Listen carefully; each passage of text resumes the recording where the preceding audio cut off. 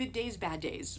That could be the title for anything, right? But it is the title of Emily Bleeker's new book that comes out on October 7th.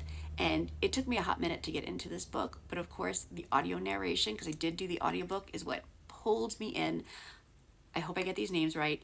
Asna Vagasa and Eric Althide, I think. I'll put their names up here. They just did a beautiful job. They did speak a little bit on the slow side for me, right?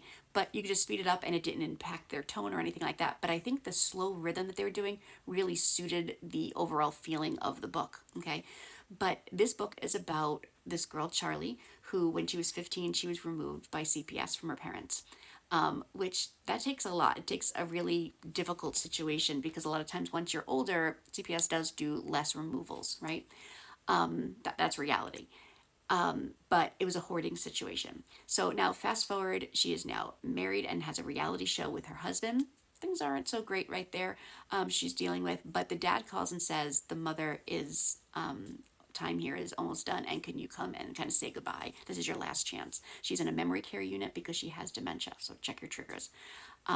So she goes. She reluctantly goes, and dad isn't giving her information because she wants to find out basically why they abandoned her, in essence, why they didn't fight for her and let CPS take her, despite her good outcome as far as success and whatnot.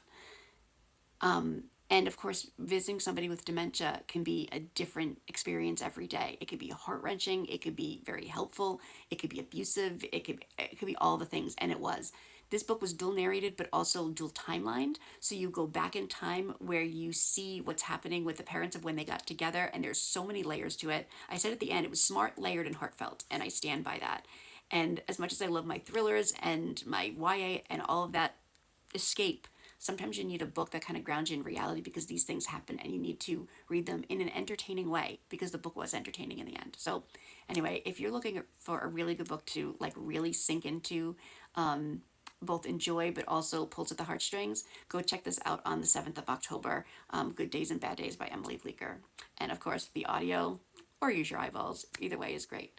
I hope you're all having a great day.